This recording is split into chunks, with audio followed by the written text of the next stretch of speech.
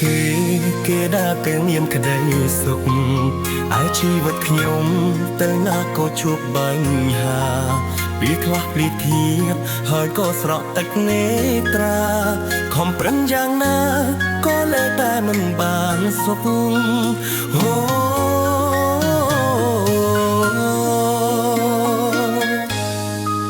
ចាំរត់ទៅឆ្ងាយគ្រប់ពេលដែលខ្ញុំជួបទុក្ខ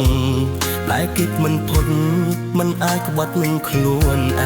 ងខ្ញុំរត់តែតោងគ្មានលក្ខណៈជួយជ្រងជ្រែងត្រាវីខ្លួនឯងជុំអ្នកក្របដើរទៅមុខ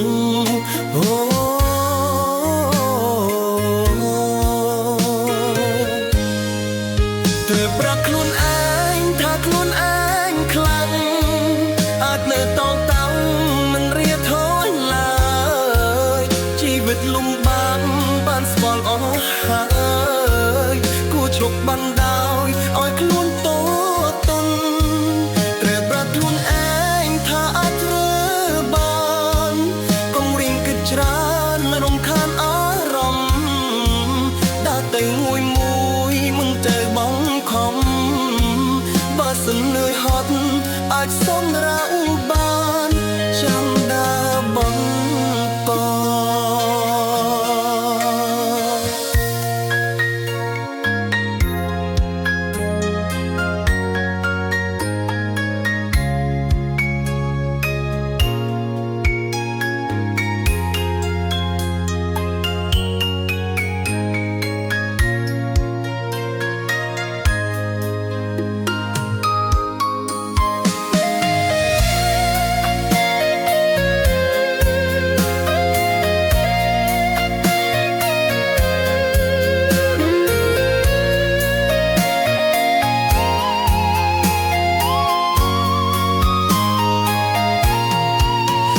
ជីវិតគេដើរទៅមានក្តីសុខឯជីវិតខ្ញុំ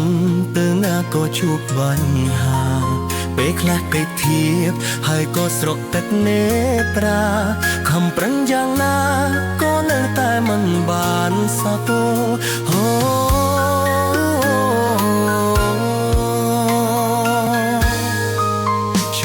ទៅឆ្ងាយគ្រប់ពេលដែលខ្ញុំជួបទុក្ខតែគិតមិនផុត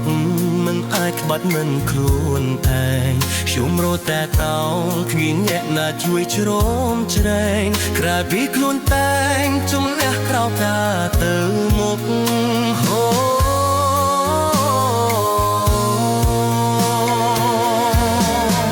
ធ្វើប្រាប់ខ្លួនឯងថាខ្លួនឯងខ្លាំងអាចនៅតតាំងមិនរៀថយឡើយជីវិតលំបាកបានស្គាល់អស់ហើយគួរឈប់បានដោយឲ្យខ្លួនតតយត្រូវប្រាប់ខ្លួនឯងថាអាចធ្វើបានគួររៀនគិតច្រើនរំខានអារម្មណ៍